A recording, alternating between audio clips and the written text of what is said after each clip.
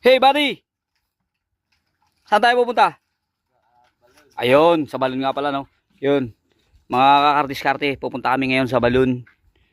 Dito kami sa isang lugar sa Palawan na matatagpuan daw si Belen. So yun na, mag-start na kami maglakad.